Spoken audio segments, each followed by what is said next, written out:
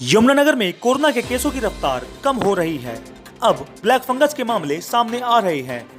यमुनानगर जिले में अब 11 ब्लैक फंगस के मामले हैं। जिले में ब्लैक फंगस की स्थिति को लेकर सीएमओ डॉक्टर विजय दहिया ने बताया, ब्लैक फंगस को लेकर स्वास्थ्य विभाग पूरे अलर्ट पर है। सीएमओ डॉक्टर विजय दहिया ने बताया कि अब जिले में 11 ब्लैक फंगस के केस हैं।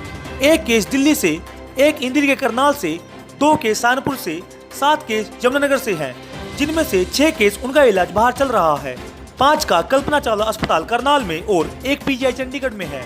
सीएमओ डॉक्टर विजय दहिया ने बताया कि इसके लिए सरकार ने उमंग नामक से कोविड-19 सेंटर भी खोले हैं। प्राइवेट डॉक्टर को भी हिदायत दी गई है, जो भी मरीज कोरोना से ठीक हो रहे हैं, चाहे वो साइकोलॉजिकल हो चाहे फिजिकल, कोई भी दिक्कत आती है उसका तुरंत उपचार किया जाए।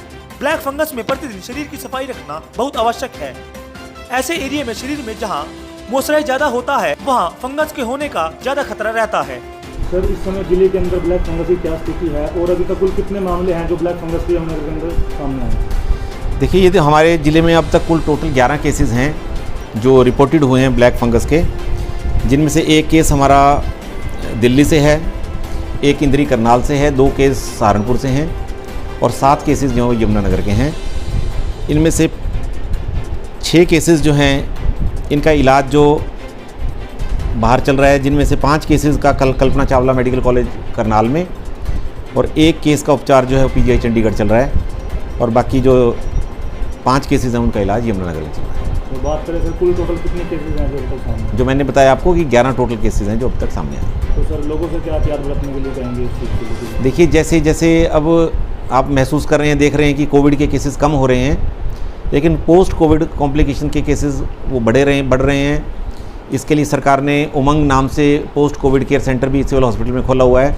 सभी जितने भी प्राइवेट डॉक्टर हैं उनको भी हिदायत दी गई है कि जो कोविड से ठीक हुए मरीज हैं उनको, चाहे वो साइकोलॉजिकल है चाहे फिजिकल, कोई दिक्कत आती है तो उसका तुरंत उपचार किया जाए। हमारे यहाँ भी उमंग के ओपीडी के माध्यम से ये कार्यक्रम चल रहा है। इसी में देखा गया कि कुछ लोग जिनका इम्यून स्तर कम है, जिनका इम्यूनिटी कम है, चाहे वो डायबिटीज के पेशेंट हैं, चाहे वो किसी कैंसर थेरेपी पे चल रहे पेशेंट है, रीनल डायलिसिस के केसेस हैं, या जिनकी किसी भी वजह से लंबे समय से स्टेरॉयड चल रही है, तो ऐसे केसेस में पोस्ट कोविड स्टेज में किसी भी फंगल इन्फेक्शन से, अपॉर्चुनिस्टिक इन्फेक्शन के माध्यम से इन्फेक्शन होने का खतरा रहता है और उसी का एक नतीजा म्यूकोरमाइकोसिस भी है, जिसको हम ब्लैक फंगस बोलते हैं। तो ऐसे लोगों को एक तो अपनी दिन प्रतिदिन की शरीर की सफाई रखना बहुत आवश्यक है। ऐसे एरिया में जो मॉइस्ट एरिया है, जहाँ पे डैम्पनेस होती है, ऐसी जगह पे फंगस की ग्रोथ ज़्यादा होती है, तो ऐसी जगह को अवॉइड करना है। अच्छी न्यूट्रिशियस डाइट लेनी है।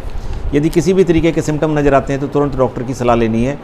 और मास्क का जो पहनना है, वो हम ये भी देख रहे हैं कि कई लोग जो है मास्क, जो डिस्पोजेबल मास्क है, उसको भी कई दिन लगातार पहनते हैं और बदल कर दोनों, कभी आगे से कभी पीछे से मास्क। ऐसे भी केसेस रिपोर्ट हो रहे हैं कि जो कभी आगे से डाल लिया मास्क, कभी दूसरी तरफ से डाल लिया, और डिस्पोजेबल मास्क कई दिनों तक इस्तेमाल कर रहे हैं। दूसरा, जो कपड़े का, जो हमारे रीयूजेबल मास्क हैं कपड़े के, उसको इस्तेमाल जो कर रहे हैं, वो लोग उसको प्रॉपरली धो नहीं रहे हैं। जब तक हम जो इसकी सही तरीके का पालन नहीं करेंगे तो एक संभावना बनी रहती है कि इन्फेक्शन कोई भी हमारे अंदर प्रवेश कर सकती है, क्योंकि मुंह, नाक और आँख के पोर्टल हैं जिनके माध्यम से शरीर में हमारी बीमारी प्रवेश करती है।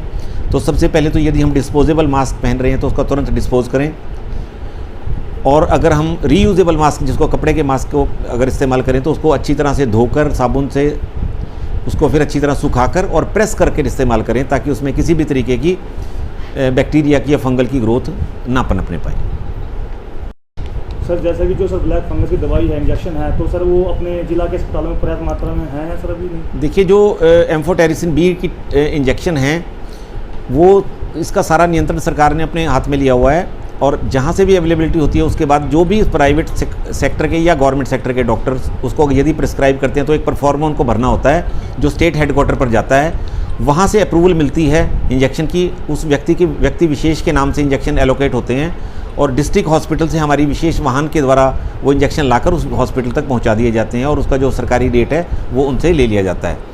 तो जिला अस्पतालों में इंजेक्शन उपलब्ध नहीं है। स्टेट हेडक्वार्टर पे और डिस्ट्रिक्ट जो हमारे वेयर हाउसेज हैं वहाँ पे इंजेक्शन उपलब्ध हैं, और जब व्यक्ति की डिमांड जाती है तो उसकी डिमांड से जो अप्रूवल होती है उसको इंजेक्शन लाकर उस व्यक्ति को पहुँचा दिया जाता है।